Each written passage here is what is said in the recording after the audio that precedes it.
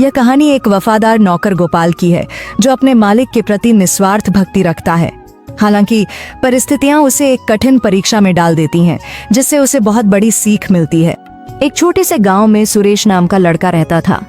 बचपन में ही उसने अपने माता पिता को खो दिया। उसके पास न कोई सहारा था, न ही उसके पिता की कोई जमीन। वह एक छोटी सी झोपड़ी में रहता था, लेकिन गांव में आई बाढ़ के कारण उसकी झोपड़ी भी बह गई।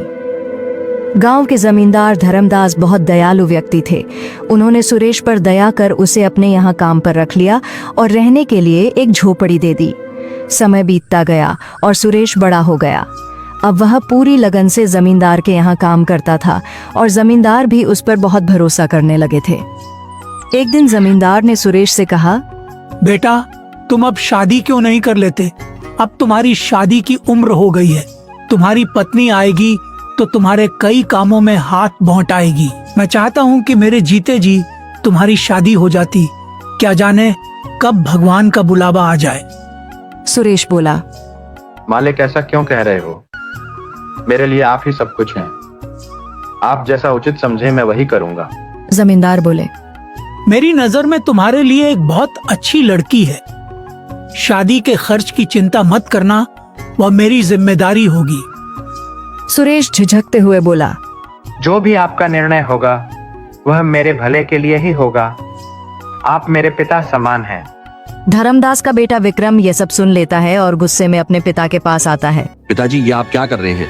सुरेश हमारा नौकर है और आप उसकी शादी का खर्च क्यों उठा रहे हैं? धर्मदास ने सख्ती से जवाब दिया, वह मेरा नौकर नहीं, बेटे जैसा है।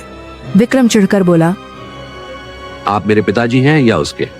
धर्मदास नाराज होकर बोले, जब मैं बीमार था तब कहाँ गया था तुम्हारा अपनापन? तब सुरेश ने मेरी कितनी सेवा की थी। वह दिन रात मेरी देखभाल करता था और तुम अपने शौक में मस्त रहते थे। तुम मुझे मत सिखाओ कि कौन अपना है और कौन पराया। विक्रम और भी गुस्से में आ गया। उसने सोचा कि उसे सुरेश को रास्ते से हटाना होगा। विक्रम नशे और जुए की लत में डूबा हुआ था।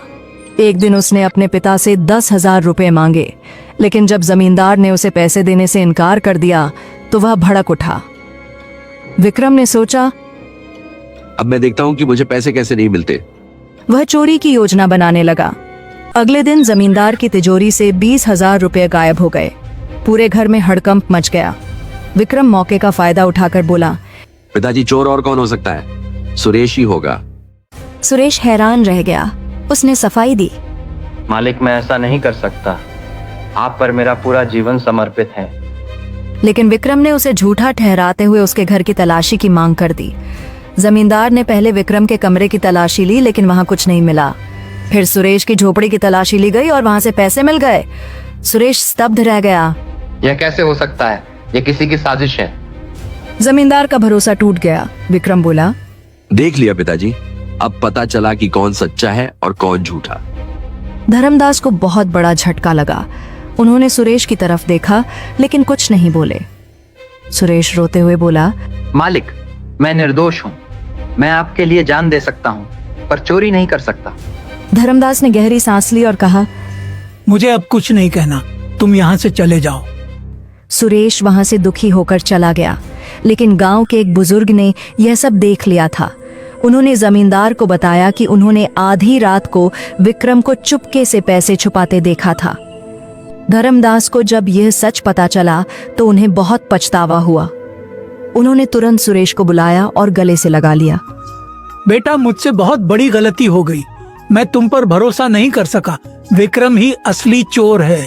सुरेश की आंखों में आंसू थे, लेकिन उसने जमींदार से कहा, मालिक, आपको दोषी महसूस करने की जरूरत नहीं।